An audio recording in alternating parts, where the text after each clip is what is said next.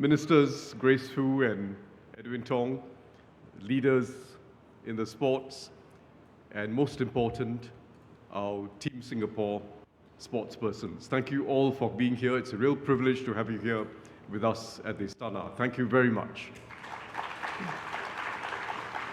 This event was organized to really thank you for flying our flag high at the Southeast Asian Games and the ASEAN Para Games in Cambodia, and at the Asian Games and the Asian Para Games in Hangzhou last year, plus also the Special Olympics World Games in Berlin.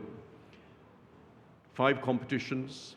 Team Singapore did well, in fact, brought home a total of 236 medals to be precise. But it's not just the medals, it's really what sport is doing for us, doing for you and doing for all of us in Singapore. I believe our best years in sports are ahead of us. I really believe that. Our best years in sports are ahead of us. We can develop greater sporting excellence among more Singaporeans. And through sports, both as participants and as citizens cheering on our sports persons, we will strengthen our identity as Singaporeans, our shared identity, and also our multiracial spirit. Each of you, each of our Team Singapore athletes are showing the way. We applaud what you're achieving, but it's not just the medals, but it's the stuff that's in you. The stuff that's in you that inspires and shows us the way. The grit and grace of Shanti Pereira, our fastest woman ever. The willingness to grow up differently and learn differently, like Maximilian Mader is doing, and which has already led him at age 16 to become the youngest winner in a major world sailing competition. The mental stamina of So Rui-yong, the most outstanding long-distance runner in our history. The versatility of Kwa Ting Wen, who was crowned Best Athlete in the Southeast Asian Games.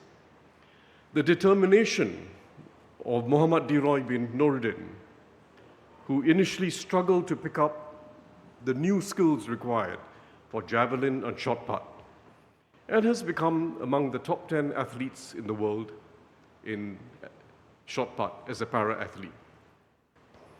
The resilience of wushu exponent Kimberly Ong, who had a spate of injuries over the years, and in fact, a few months before the Asian Games, went for surgery before she went on to win a bronze medal. The strategic gameplay of Yeo Chia Bin, who in an intensely competitive world badminton stage is now ranked 19th.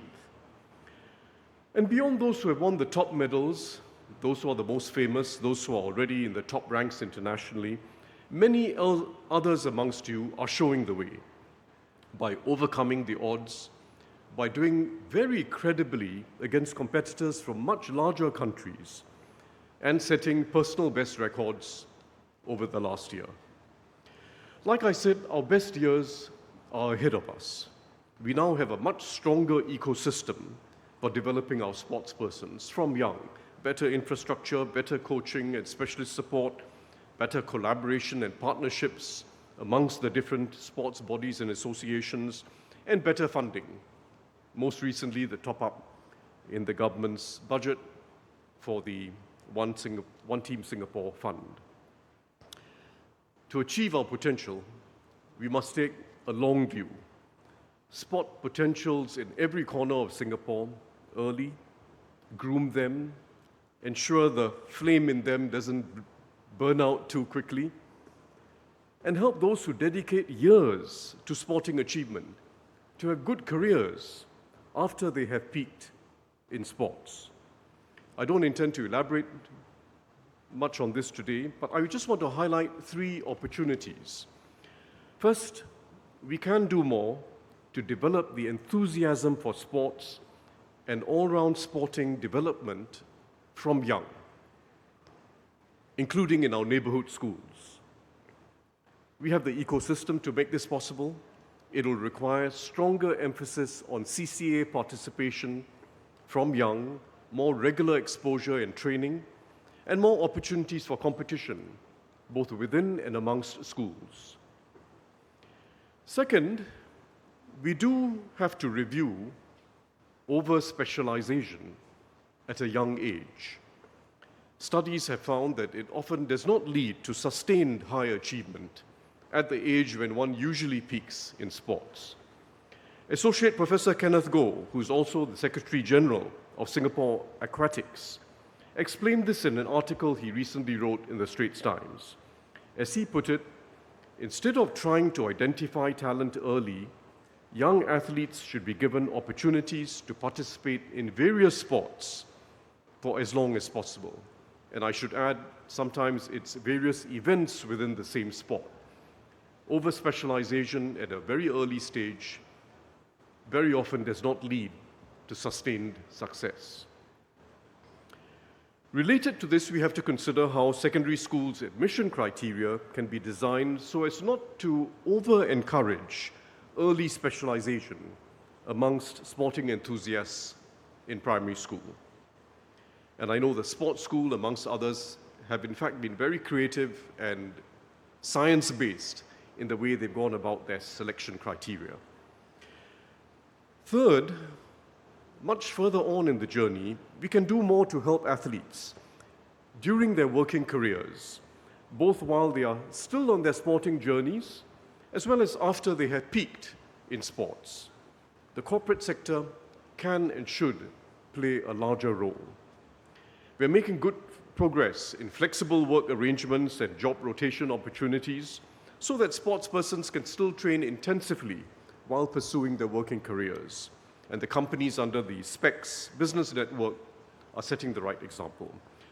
But more will have to be done to help sportspersons, especially those who have dedicated most of their time to achieving in the sports, to transition to other careers after they have peaked.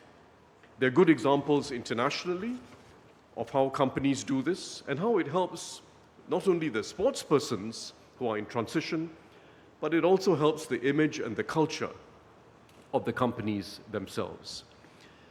Before I conclude, let me make special mention of the team behind the team.